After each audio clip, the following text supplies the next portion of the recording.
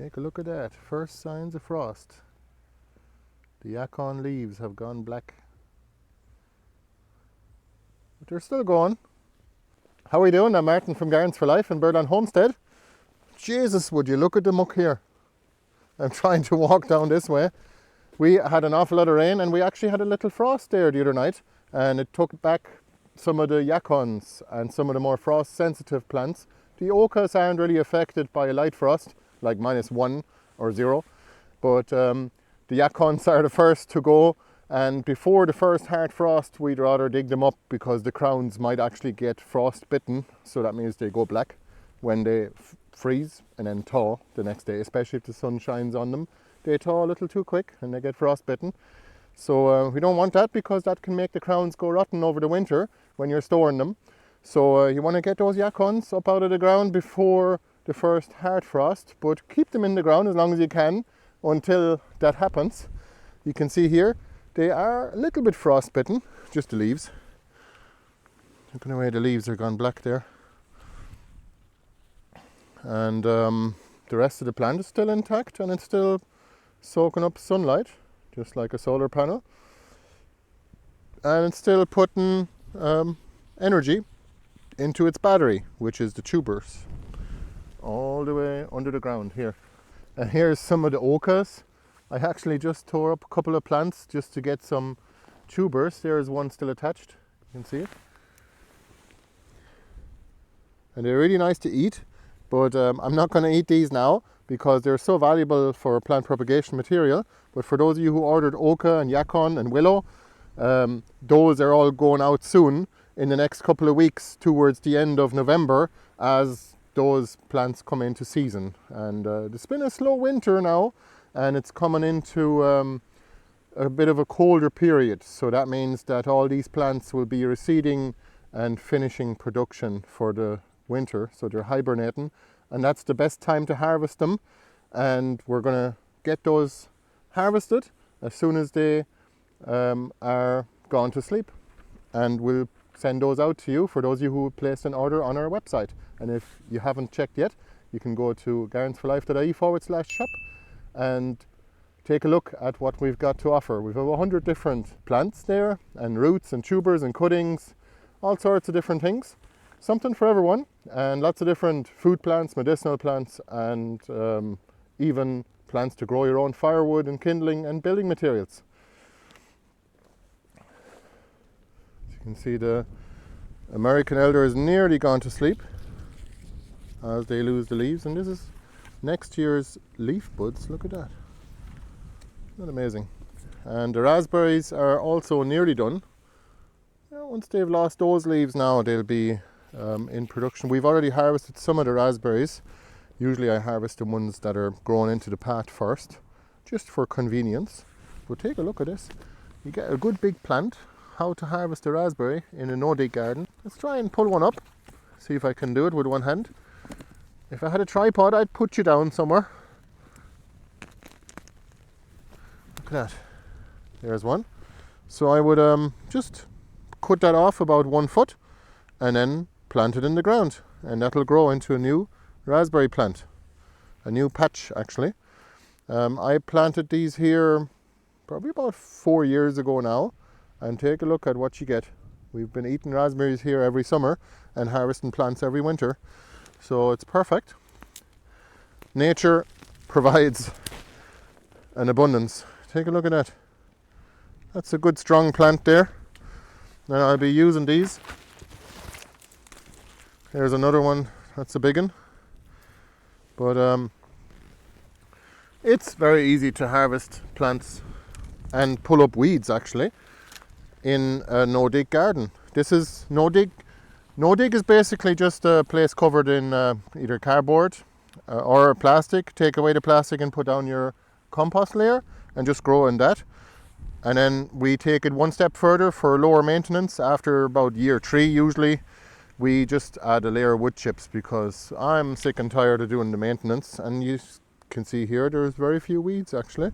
So the wood chips are very good at suppressing the weeds because it's carbonous material and the weed seeds don't really get a chance to grow in it. And even if they do, you can easily pull them up. But we get probably about 90% less weeds with the wood chip layer on top, because airborne weed seeds come in and they just land on the wood chips. They don't have anywhere to germinate. Plus we have our perennials in the garden here actually creating a canopy. So that's canopy gardening, where it's simply by midsummer I want the whole place to be completely covered in leaf so that the sunlight doesn't even hit the ground, so new weed seeds actually don't get a chance to grow. So all these little tricks. So remember, do the no dig, do the lasagna, as in the wood chip layer on top, like mimicking a forest floor. That'll help to reduce the weed pressure, or the existing vegetation pressure as I call it. And you can also do canopy gardening like we've done here in this garden. I've done about 5 hours of weeding in this garden. I mean, it shows there is some patches that are a bit weedy, but in general it's extremely productive. And actually there's surprisingly few weeds considering how little work has gone into this. I've only planted this up last year, a year and a half ago, so this is the second season, and it's still just full of the plants that I planted last year. And the sun is coming out. Say hello to the sun. It was actually raining a minute ago when we came back from the town. And here's some fennel seeds actually. That's the bronze fennel. I might actually dig up some of these. They're perennial. You can grow them year after year. You don't even have to take them down actually. You can just leave the stalks like that, and they create great habitat for the insects. So you could chop them and then drop them, put them on the ground, and that'll also create good habitat for the insects. I like leaving all these stalks and the woody material on the garden beds over the winter, just to give the insects a chance and to insulate the ground a little bit, protect it. Look at the willows, aren't they looking great? Wow. Man, willows are so reliable at putting on wood every year. Without question, these trees just pump out wood. And the poplars too. Look at the poplars. Look at that, it must be about 15 feet tall, or 4.5 meters, and there's some more in the background. Look at that. I gotta show you this here. Look at the amount of wood you get. Look at that. Well, it's kind of one tree that split in half, but look at it. Look at the amount of wood. It's a lot of wood. For very little effort actually. All I did was plant a cutting in the ground in a spot where I didn't have anything else growing, and it's not going to shade out anything. So look at this. Portuguese kale.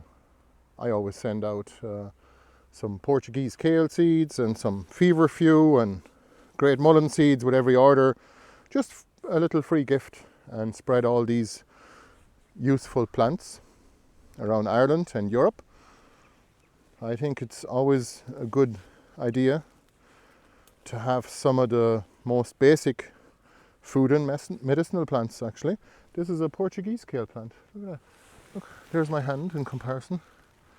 Look at the size of the plant. It's a lot of food, and they do quite well over the winter too, but the Taunton Dean kale does better over the winter. This is the Daubenton kale, quite beautiful, also quite hardy and a lot more mild actually, and it'll grow from a cutting. See these stems here, they'll grow like that. We collected some seeds of them actually this year, and I'm growing those now. Let's see what the next generation is going to turn into. But perennial kales, take a look at those on the website. I'm so happy that I discovered perennial kales, because I don't have to buy seeds again. I don't have to even start kale plants from seed. I don't even have to grow cabbage anymore. Such a relief, because cabbage is nice, but cabbage takes up a square meter per plant, and then you might get a head if everything goes well after about 5 or 6 months, and then it could be full of slugs. Probably is, especially if you live in Ireland. Whereas if you grow kale, take a look at this. If you grow kale, all you have to do is you can pick the leaves that are good looking. I wouldn't pick these leaves now. That's, it's not actually a problem. I just leave them. The plant is just reseeding that leaf. It's pulling the energy back out of it, and it's making new leaves. And You know, you just pick one leaf at a time, or pick your leaves off a kale plant throughout the season. So that way, you've always got something to eat. Oh, here's the Taunton Dean kale I want to show you real quick. For those of you who haven't seen it, it's kind of a purple colour. It's quite ornamental actually in the garden. Alright, I won't keep you too long. I just want to make a quick video. I'm absolutely flat out packing the winter selection orders. If you'd like to place an order, please go to our website. We'd highly appreciate your support. Or become a member on our website. You can do that too. You get a 25% discount on everything we do. And you get free access to our no-dig online video course as well. Or you can just buy the video course without becoming a member. Or just become a member and then you get access to the video course for free. All right, thank you so much for your support and we'll see you soon. Bye bye. I'm just in the greenhouse here. Look at that. There's still figs.